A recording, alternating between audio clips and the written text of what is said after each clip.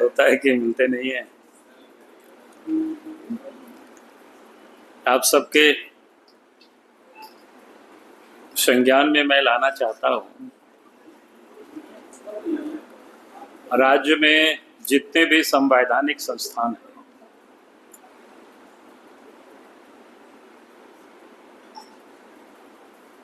जिसके गठन होने से राज्य सरकार के अंदर अगर कोई भी गलत काम होता हो तो उसकी वो जांच कर सकता है। लेकिन वैसे जितनी भी जो संस्थाएं हैं वो सब के सब झारखंड में ठप पड़ा हुआ है। चाहे लोकायुक्त हो, चाहे सूचना आयोग हो, महिला आयोग हो, मानव अधिकार आयोग हो, उपभोक्ता फर्म जैसे संस्थान जो है ना, वर्षों से जहां पर कोई नियुक्तियां नहीं हुई, कहीं पर अध्यक्ष नहीं है, कहीं सदस्य नहीं है, कहीं पर तो मात्र संस्थान ही नाम का है और कुछ भी नहीं है, जहां से आम जनता को जो न्याय की उम्मीदें होती है या जिस संस्थान से पारदर्शिता और जवाबदेही जहां सुनिश्चित होती है, उन सब को राज्य सरकार ने निष्क्रिय कर रखा है। इससे राज्य की जो लोकतांत्रिक ढांचा है उसको सरकार ने कमजोर किया है। पिछले 5 वर्षों से, जहां तक मुझे याद है कि पिछले 5 वर्षों से लोकायुक्त के पद खाली पड़ा हुआ है, कोई नियुक्ति ही नहीं हुआ है।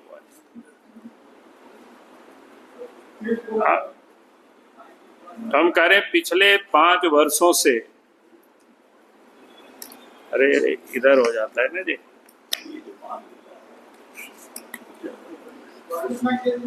पिछले 5 वर्षों से लोकायुक्त का पद खाली पड़ा हुआ है, नियुक्ति ही नहीं हुआ है। वहां ना तो कोई जनता शिकायत दर्ज कर सकती है, न कोई भ्रष्टाचार से संबंधित कोई कार्रवाई हो सकता है। जब लोकायुक्त जैसे स्वतंत्र संस्था राज्य में नहीं काम करेगी तो राज्य के अंदर में चाहे विधायक हो, मंत्री हो या बड़े अफसर हो, यहाँ तक कि अगर एसीबी भी कोई गलत काम करे तो आखिर लोग उसके विरोध में कहाँ जाएंगे, कहाँ लोग शिकायत दर्ज करेंगे। तो इन्होंने सबके सब संस्थान को पंगु बना दिया है।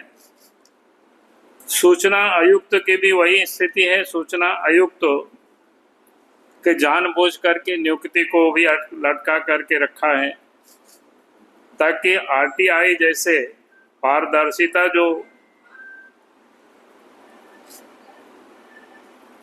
का जो काम करती है, कोई भी सूचना वहां से लोग प्राप्त कर सकते हैं, तो आज वो भी ठप पड़ा हुआ है। पहले वो कहते थे कि भाई नेता नहीं है, जबकि पहले भी 5 साल पहले भी भारतीय जनता पार्टी ने नेता का चुनाव किया था, लेकिन उन्होंने माना नहीं। उसके बाद भी जब फिर से नेता का चुनाव हुआ तब भी उन्होंने बनाया नहीं, और आज भी उस पर उन्होंने कुछ नहीं कर रहे। महिला आयोग, जहां पर तो कोई अपोजिशन की जरूरत भी नहीं है, वो भी 2020 से पद खाली पड़ा हुआ है। मेरी जानकारी में 5000 से अधिक मामला महिलाओं के लंबित पड़ा हुआ है, लेकिन आखिर न्याय दे तो दे कौन, देने वाला ही नहीं है, उसकी कोई नियुक्ति नहीं है। यहाँ तक कि जो कर्मचारी वगैरह भी काम करते हैं, जो सफाई वगैरह ये सब करते हैं, तो लोगों को भी अब वेतन तक नहीं मिल रहा है। उसी प्रकार से उपभोक्ता फर्म है, तो हम ये कहिए कि दर्जनों जिला ऐसा है जहां पर अध्यक्ष नहीं है, सदस्य नहीं है। तो हेमंत सोरेन की सरकार ने राज्य की संस्थाओं को अपंग बना दिया है। यह बिल्कुल, मैं कहता हूं, सुनियोजित प्रशासनिक असफलता और साजिशपूर्ण यह कार्रवाई है, ताकि राज्य में किसी भी तरह का गलत काम के विरोध किसी भी बड़ी मछली के खिलाफ कोई स्वतंत्र और निष्पक्ष जांच या कार्रवाई नहीं हो सके, इसकी ये प्रयास है, क्योंकि ताकि लोगों को न्याय मिल सके। यहाँ तक कि हाई कोर्ट में भी आप सबने देखा कई एक बार मामला गया और हाई कोर्ट में कई एक बार इन्होंने एफिडेविट करके कहा कि उस समय जिसमें अपोजिशन लीडर की जरूरत होती है उसमें तो कहा कि अपोजिशन के लीडर बने नहीं हुए, बनने के बाद भी अब महीना दिन से अधिक हो गया, लेकिन अभी भी कोई आता पता नहीं। लेकिन जिस आयोग के लिए जहां अपोजिशन लीडर की भी जरूरत नहीं है, उन सारे आयोगों को भी इन्होंने सब कुछ यूं ही पड़ा हुआ है।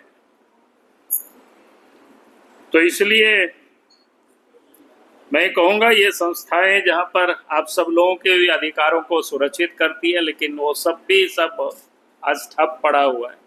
तो नहीं, राज्य में किस प्रकार से राज्य सरकार काम करती है, ये इसका एक नमूना है, एक उदाहरण है, ताकि राज्य में जो भी गड़बड़ी हो, लूट हो, हल्ला करते रहिए, कोई देखने वाला नहीं, कोई सुनने वाला नहीं है। यानी देहात में एक कहावत है ना कि क्या बोलते हैं, बंगला में लोग बोलता है ना, मुखेर कानून। तो हेमंत सोरेन का वैसा ही राज्य में शासन चल रहा है। तो इसलिए हम ये कहेंगे कि भाई जितनी भी इस प्रकार की जो आयोग है, जो संवैधानिक संस्थान है, बिना विलंब के राज्य सरकार को इसे गठित करना चाहिए। देखिए, हमारा काम है सरकार को और जनता को, सरकार को सचेत करना, सरकार के गलत कामों को जनता के बीच लेकर के जाना। मैं जाता हूँ और आज भी मैं कह रहा हूँ, जहां तक आपने डीजी की बात किया, तो मैं कहता हूँ आज भी इलीगल वो काम कर रहे हैं। मुझे आज तो हमें भी डर लगने लगा, अगर इस प्रकार के डीजीपी किसी को हत्या भी कर दे तो उनको क्या कार्रवाई उनके ऊपर हो सकता है। ना उनको सस्पेंशन की डर है, क्योंकि उनका तो सर्विस से समाप्त हो गया। तो एक प्रकार से एक क्राइम करने के लिए ही डीजीपी अनुराग गुप्ता को राज्य के मुख्यमंत्री ने रखा। और मुझको ही खुद डर लगता है आजकल घूमने में, क्या पता है कि कहां किससे हमला करवा देंगे, कि कौन रेस्पॉन्सिबल होंगे इसके लिए। राज्य के मुख्यमंत्री को इसकी बतानी चाहिए कि ऐसा व्यक्ति को जब कोई लीगल नहीं है और फिर उसके बाद वो डीजीपी के पद पर बैठ करके काम करे, तो ये आश्चर्य है। हिंदुस्तान देश के अंदर में कहीं भी इस प्रकार की स्थिति नहीं है।